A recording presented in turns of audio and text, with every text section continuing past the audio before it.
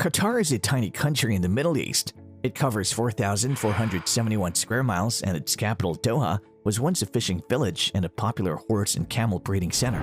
It was also a popular stopping point for traders transporting goods from India and China. Following World War I, it became a British protectorate before gaining independence in 1971. The country has a small land border with Saudi Arabia and is surrounded by water on all sides. Since it is primarily flat, barren, and dry, only about 5% of the land is used for agriculture. Qatar's ruling family is the Al Thani family, a member of the Tamimi tribe.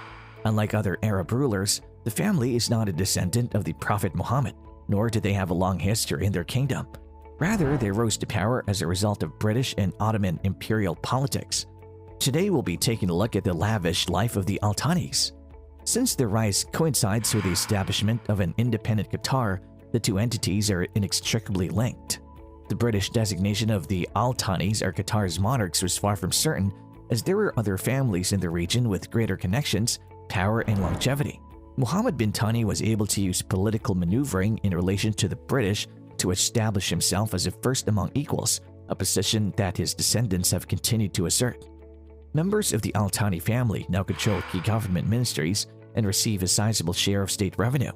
As the family, which has at times numbered nearly half the citizenry, it is the primary source of political opposition to any ruling emir. Both appointment and distribution are critical means of preventing internal factionalism and strife.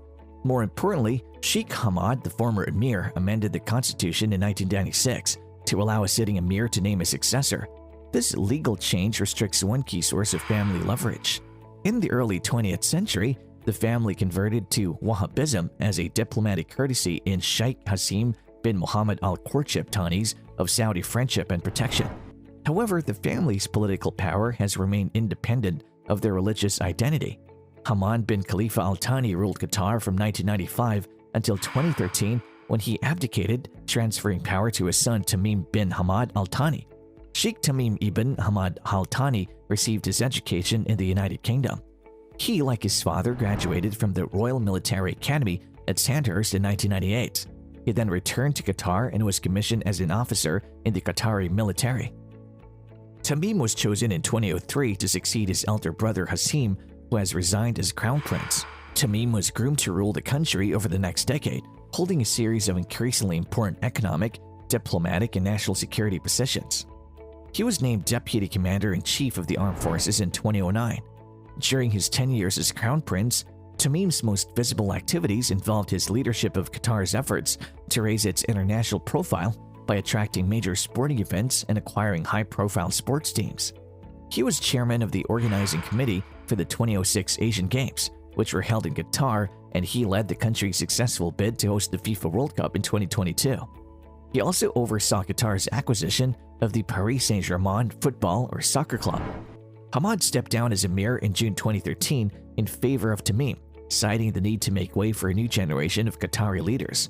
Although widely anticipated in Qatar, the transfer of power broke with, at the time, the pattern of Gulf Arab leaders holding their positions for life. His reign began with a growing schism with some of Qatar's Gulf neighbors who temporarily withdrew their ambassadors from the country in 2014 to protest of the country's foreign policy and continued support for the Muslim Brotherhood.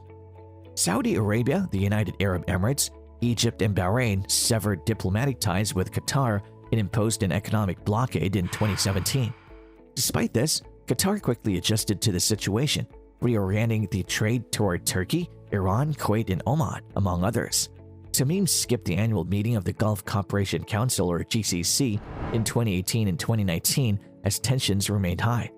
The attendees signed an agreement to restore ties and lift the blockade when he returned to the annual meeting in January 2021. In Qatar, Hamad ruled an autocratic regime with no organized political opposition and strict restrictions on free speech and dissent. Sheikh Hamad bin Khalifa al Thani is a dedicated real estate investor who specializes in English property.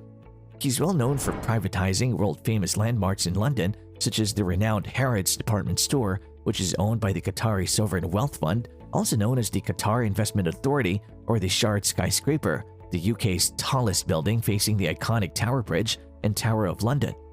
The Al Thani family, which rules Qatar, also owns the Victory Park Olympic Village, which was built for the London Olympics in 2012, as well as 20% of London's Heathrow Airport.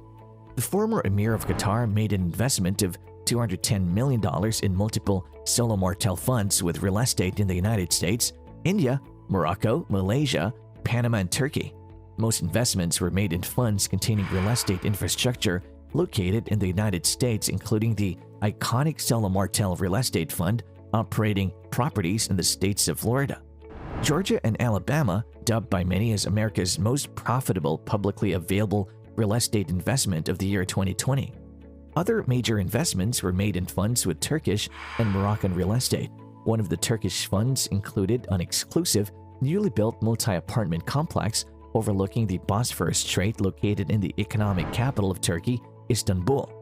Most of the investment real estate in the United States and Turkey was residential, whilst the real estate in Malaysia, Morocco, and Panama consisted mainly of large, centrally located commercial properties such as shopping centers. He's one of the country's wealthiest men, with an estimated personal net worth of more than $1.2 billion, or nearly £1 billion according to Forbes.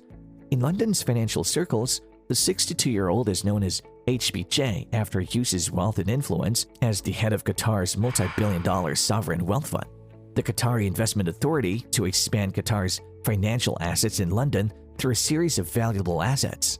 He's a relative of Qatar's ruling family and has held a number of high-profile positions in the Qatari government, including Minister of Foreign Affairs in 1992. In 2003, he was appointed as Qatar's Deputy Prime Minister. He was appointed Prime Minister in 2007, a position he left in 2013. In 2016, he was described as an unapologetic statesman, known for his willingness to speak his mind, to swing unabashedly from one policy to another in an interview with the Financial Times. He has played a key role in coordinating Qatar's involvement in international diplomacy, including in Yemen, Syria, Israel, and the Palestinian territories. According to a 2015 Middle East Eye report, Al Thani earned the nickname Peacemaker for his efforts to mediate reconciliations between warring factions in Africa and the Middle East.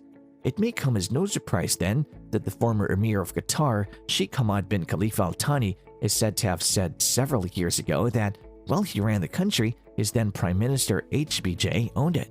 He's also said to have admitted that while he was Prime Minister, Qatar possibly funded the Al-Nusra Front, the Syrian branch of Al-Qaeda, without his knowledge.